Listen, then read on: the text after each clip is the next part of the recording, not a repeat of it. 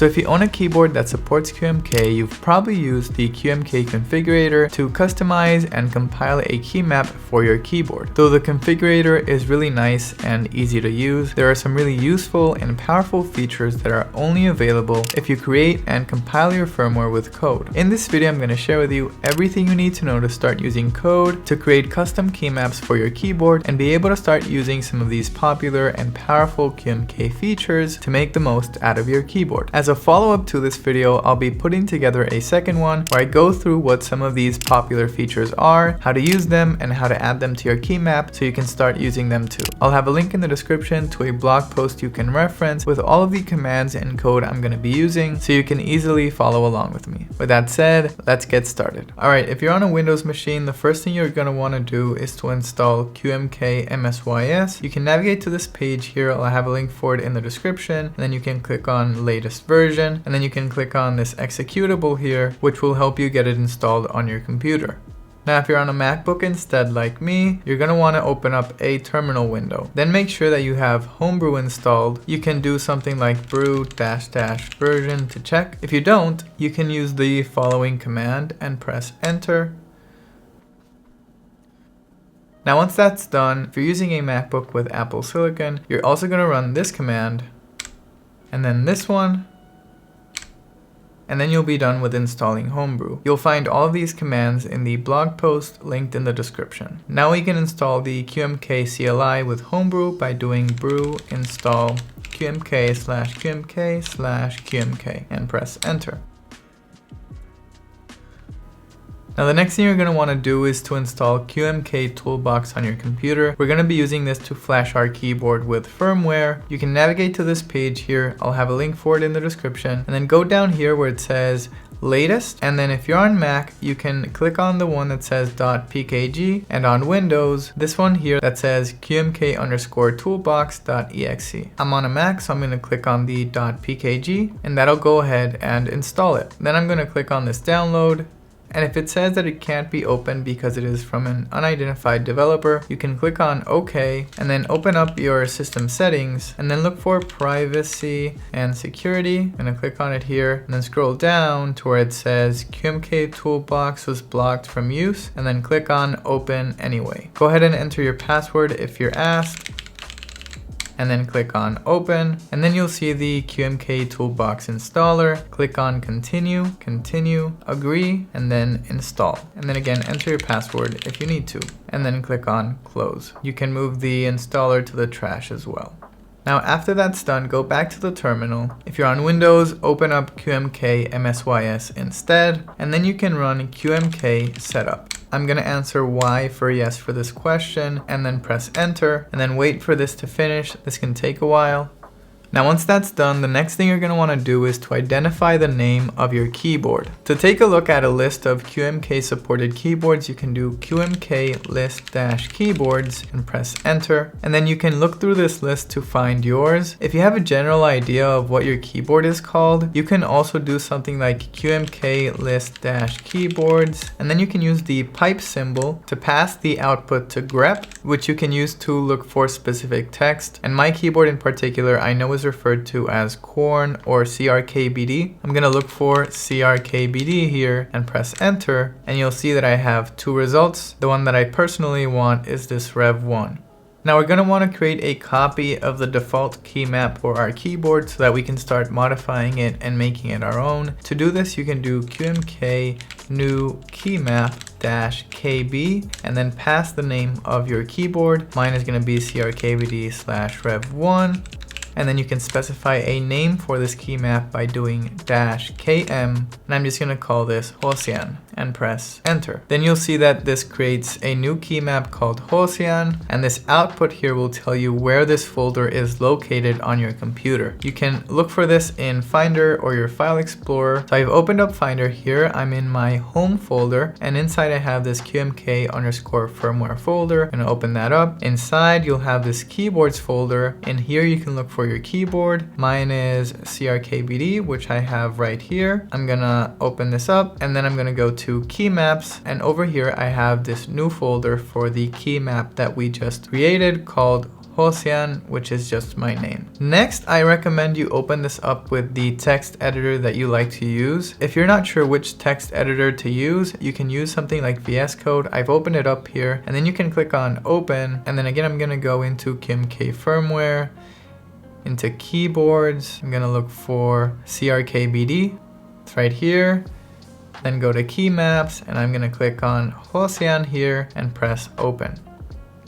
Then you can click on this keymap.c file to take a look at the default keymap. As some of you may know, I like to use NeoVim. I'm gonna close this and I'm gonna open it up with NeoVim instead. I'm gonna navigate to my home directory /qmk_firmware/keyboards/crkbd/keymaps/Hosian, and then I'm going to open this folder with NeoVim by doing nvim dot. And then I'm gonna go down here to the keymap.c file and open that up. Now let's go over how this works. Your keyboard by default will probably be configured with several different layers. They'll be listed below this line here, and each of them will be identified with a number. Your base or default layer will be number 0, then the next one up will be number 1, so on and so forth. This particular layout has a total of 4 different layers. The last one is identified with number 3. Now in each layer, these key codes here identify what the key located in that location on your keyboard will do. In this case, the key that's located in the leftmost corner on the top of my keyboard is my tab key. And then the 5 keys next to it will be Q, W, E, R, and T, so on and so forth. To know what each of these key codes do, you can head over to the QMK documentation and under simple key codes, click on basic key codes, and this will cover most of the key codes that you will see on your key map. For example, you have here your letters as well as number keys, function keys, punctuation keys, and most of the stuff that you would expect to have on your keyboard. Now, if you want to modify this layout, all you have to do is replace one of these key codes with another one. So for example, let's say that I want to replace this G here with an A, then this key code will be KC_A. Let's undo that. You can explore QMK key codes and modify your layout however you need. Make sure to keep the commas where they are. If you remove one of them or you add any, this can mess up your layout. I also want to make note of this special key code here that says MO. You can see that you pass a number to it. This is a special key that when pressed down will change the layer on your keyboard to the one specified by the number. So the specific key, while you press it, your keyboard will change to layer 1. And then over here, this other key, while you press this key, will change the keyboard to layer 2. I would recommend you use names instead of numbers to identify your layers. You can add an enum here and call it layers. And then I'm gonna list out my layers. I'm gonna give my base layer a name of _base in all caps, and then the next layer as _first, and then the next one as _second, and the last one as _third. Then down here where I have a 0, I can change this to _base. Make sure that they're listed in the correct order in your enum. Because we're not assigning any values here, this will still be equal to 0, this will equal to 1, this will equal to 2, and this will equal to 3. Of course, you can call these layers however you want. Make sure the last one doesn't have a comma. Then down here, I'm gonna go to 1 and change this to first, and this one to second, and then over here I'm going to change this one to first, and this 3 here to third, and this 2 I'll change it to second, this 3 I'll change to third, and last one here I'll change to third. I'm just replacing the integers with the names for each layer. And then I'm gonna save this file. If you wanna add a new layer to your layout, what I recommend you do is to copy all of the code for a given layer and then paste it at the end. Remember to add a comma here. Then this one would have either a for or a name for it. Let's go and add a name for this last layer. I'm gonna call this fourth.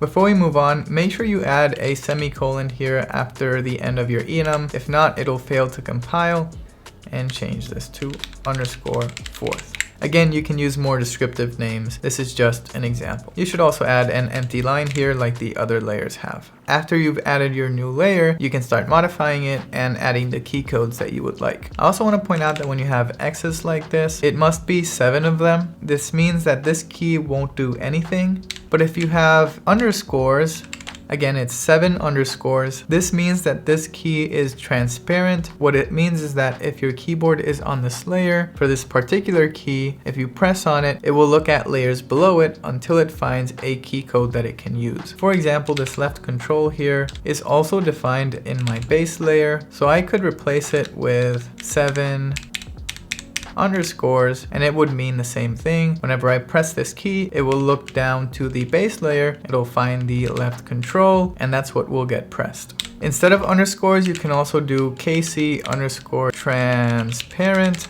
or TRNS. For this one, you can replace it with KC underscore NO, which is short for no op or no operation. Once you're done and you're happy with your layout, you can save your file and then you're ready to compile your firmware. You're going to want to open up a terminal window. I'm just going to open up one right here. On a Windows machine, open up QMK MSYS and then you can run QMK compile and then use -KB and pass the name of your keyboard. Mine is going to be CRKBD. And then -KM and the name of your key map. Mine is called Ocean, which is the name I gave it earlier. Then I press enter. Now that just compiled the key map for me. You'll see here that it creates a copy of it to my QMK underscore firmware folder. Now the next step would be to flash this firmware to my keyboard. To do this, I'm going to be using QMK Toolbox, which we installed earlier. I'm going to open it up. On Windows, make sure that you have the drivers installed. If you don't, you might not see this ATmega32U4 here. To install the drivers, you can right click on the top and then click on install drivers. This is not necessary on a MacBook. What you're going to want to do now is click on open, and then I'm going to open up this QMK underscore firmware folder that on my MacBook is located in my home folder. And now I want to open up this hex file. It says CRKBD rev1 Ocean, which is the name of my keyboard and then the name of my key map, which we just compiled. I'm going to click on it and click on open. The next step would be to connect your keyboard to the computer and put it in bootloader mode. There are several different ways to do this. On my Corne keyboard, there is a reset button. You can press on this button so that your keyboard goes into bootloader mode, but there are other possible ways to do this. In the QMK documentation, QMK gives you several different recommendations that you should do in order. If it is in bootloader mode and ready to flash, you should get a message much like this one. Once you have this message that it says that it's connected, make sure that over here you have the correct bootloader selected. In my case, it's an ATmega32U4. This is what you want if you have a Pro Micro or Pro Micro compatible microcontroller. Once you determine the right bootloader and you have it selected on the top right here, you can click on Flash. Now your keyboard will be flashed once it says flash complete here. If you have a split keyboard like mine, make sure you also repeat this process on the other side. Just connect the other side to the computer, putting it in bootloader mode. I use the reset button for this and press flash again. And then you're done. Your keyboard is now flashed with QMK using code instead of the configurator and QMK Toolbox. Once you know how to do this, this will set you on your path to doing a lot more complex and powerful stuff with QMK. Alright, you guys, that's it for this video. If you want to take things further, I'll be posting the follow-up to this video soon, so don't forget to subscribe and click on the bell to stay up to date with the channel. See you guys in the next one. Peace.